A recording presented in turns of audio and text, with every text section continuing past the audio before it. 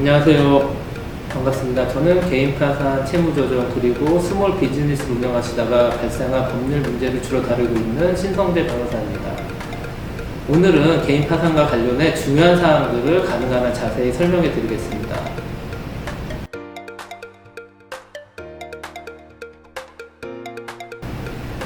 챕터 7 개인 파산은 개인의 빚이나 비즈니스를 운영하면서 발생한 개인적 빚들을 탕감받을 수 있는 제도입니다. 이는 미국 정부가 승인한 합법적인 제도이기 때문에 빚으로 인한 어려움을 겪는 분들이 청산을 통해서 새롭게 출발할 수 있다는 장점이 있습니다. 다만 아무나 신청할 수 있는 것은 아니고 자격 요건, 인테스트 등을 충족해야 하므로 현재 소득과 자산 규모 등을 꼼꼼히 따져보시는 게 좋습니다.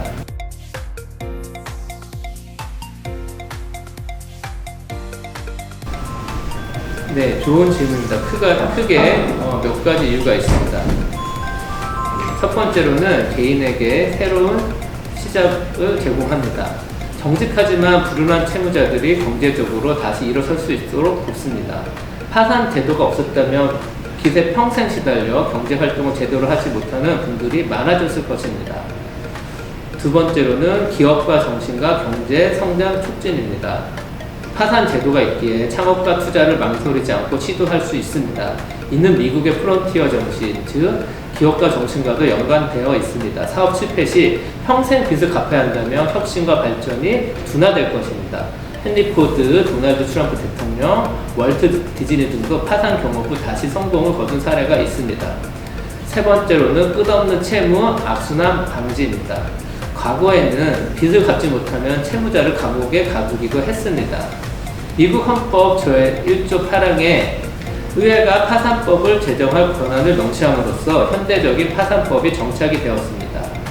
네 번째로는 채권자의 책임 있는 대출 관행 유도입니다. 금융기관들은 파산 제도를 고려해 보다 신중하게 대출을 승인하게 됩니다. 무분별한 대출과 우리 대금업을 방지하는 효과가 있습니다. 다섯 번째로는 기본적인 생계 유지 보장입니다.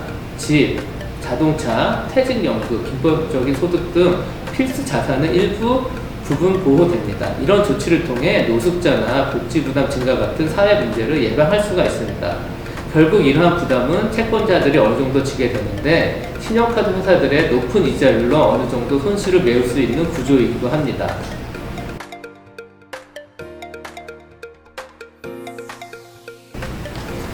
네, 크게 두 가지를 보시면 됩니다. 첫 번째는 민 테스트라고 소득 테스트입니다. 본인이 거주 중인 카운티의 중간 소득, 미디엄 인컴보다 본인의 가계에 배우자 포함해서 월 수입이 낮아야 합니다. 예를 들면 4인 가족 기준으로 볼 때 몽고메리 카운티는 약 14만 9,759불, 페어팩스 카운티는 약 14만 1,414불 정도를 참고하시면 됩니다. 이보다 본인의 가계 인컴이 높다면 챕터 7 대신 챕터 13을 고려해 보실 수 있습니다. 네, 두 번째는 자산 규모입니다. 자산이 너무 많으면 파산 신청 자체가 어려울 수가 있습니다. 즉, 본인의 자산이 적정 수준이어야 파산 절차를 밟을 수가 있기 때문에 전문 변호사 충분히 상담해 보셔야 합니다.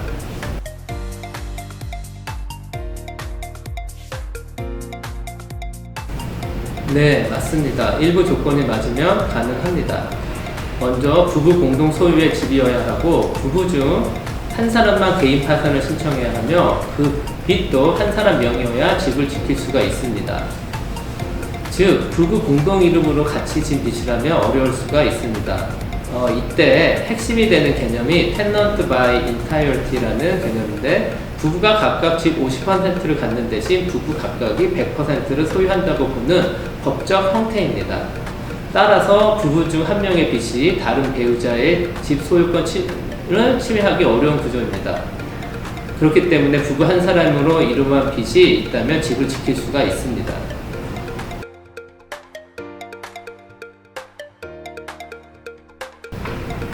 먼저 메릴랜드 주를 기준으로 예를 들면 첫 번째 홈스테이 이그젬션, 거주형 주택 경우 액벌이 최대 31,000불까지, 그 다음에 와일드카드 이그젬션, 현금이나 재산은 최대 6,000불까지, 그 다음에 퍼스널 프로퍼티 이그젬션, 가사도구나 작업도구도 5,000불까지, 그 다음에 자동차는 최대 6,000불, 그리고 퇴직연금, 펜션이라든지 401k, IRA 등은 일반적으로 보호가 됩니다.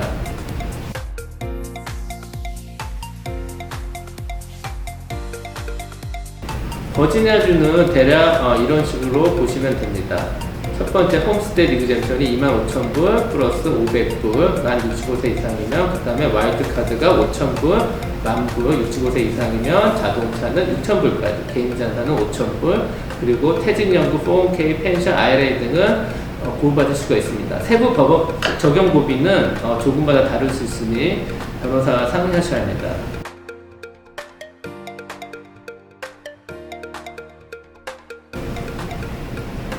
네, 대부분의 무담보 채무는 탕감될 수가 있습니다. 예를 들면은 신용카드 빚, 그리고 개인 신용대출, 그리고 과도한 의료비.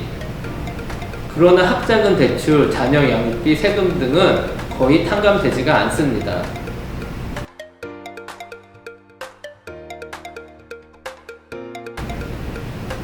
네, 맞습니다. 가능합니다. 하지만 구체적으로 담보 설정 여부, 대출 명의, 부부 공동인지 개인인지 등을 따져봐야 합니다. 각 건마다 다르기 때문에 전문 변호사 의견을 받아보시는 것이 좋습니다.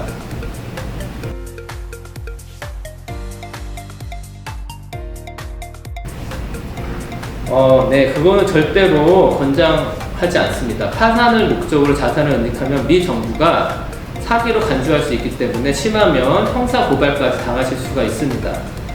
파산법원은 최근 2년간의 자산 거래 내역을 면밀히 조사하기 때문에 의도적으로 빼돌렸다는 정황이 확인되면 매우 심각한 문제로 이어질 수가 있습니다.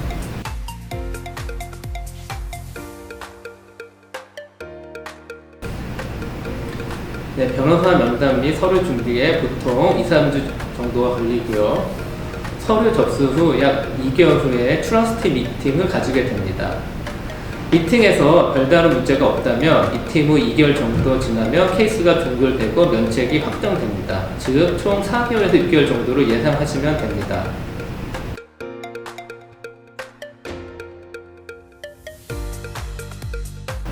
챕터 13 파산은 정기적인 소득이 있는 개인들이 자산을 처분하지 않고 채무를 재조정해 3년에서 5년간 상환하도록 돕는 방식입니다. 이 제도에서는 상환 계획을 법원에 제시하고 승인되면 그 계획대로 매달 트러스티에게 돈을 내면 됩니다. 트러스티가 이를 각 채권자에게 분배하게 됩니다.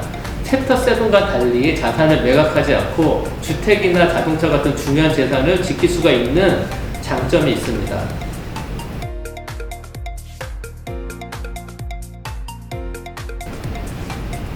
네, 좋은 질문입니다. 네, 그 이유에는 몇 가지 이유가 있습니다. 첫 번째로는 채무 통합입니다. 여러 채권자에게 빚이 있어도 하나의 상환 계획을 통해서 묶어서 관리가 훨씬 쉬워집니다. 두 번째는 압류나 회수 방지입니다. 주택이나 자동차 대출 연체분을 상환 계획으로 갚으면서 소유권을 유지하실 수가 있습니다. 세 번째로는 채무 재조정. 일부 채무를 줄이거나 상환 기간을 연장해 매월 내야 하는 금액을 낮추실 수가 있습니다. 네, 네 번째는 본인의 자산 유지가 가능합니다. 상환 계획이 본인의 자산 가치를 기준으로 책정되기 때문에 집이나 차를 계속 보유하는 것이 가능합니다. 결론적으로 말씀드리자면 전체 빚보다 자산이 적은 상황에서 집을 지키고 싶으시다면 한번 고려해 볼 만한 계획입니다.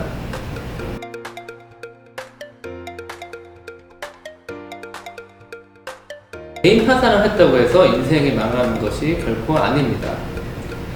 오히려 빚을 청산하고 새로운 시작을 할 수 있는 좋은 기회로 보시면 좋겠습니다. 대부분의 빚이 스몰 비즈니스를 운영하시거나 자녀 학비 등을 마련하시면서 쌓이게 됩니다. 많은 이민자분들이 검소하게 사시다가 어쩔 수 없이 빚의 굴레에 빠지시는 경우를 많이 보게 됩니다. 빚이 많아지면 정신적으로나 영적으로 크게 압박을 받게 되고 우울증으로 고생하는 분들도 계십니다. 여기서 잠깐 성경을 말씀드리자면 성경 잠언 22장 7절에 보면 빚진 자는 채권자의 종이 된다는 말씀이 있습니다. 빚이 단순히 경제적인 문제를 넘어 관계적으로도 종속을 초래할 수 있다는 뜻입니다. 빛의 종이 되면 일상생활 자체가 힘들어지고 삶의 의욕마저 잃게 됩니다. 그러니 파산 제도를 통해서 빛으로부터 자유를 되찾고 새로운 인생을 시작하신 것도 충분히 고려해 볼 만한 방법이라고 생각합니다. 지금까지 이 비디오를 시청해 주셔서 감사드리며 조금이나마 도움이 되셨으면 좋겠습니다. 신성대 변호사였습니다. 감사합니다.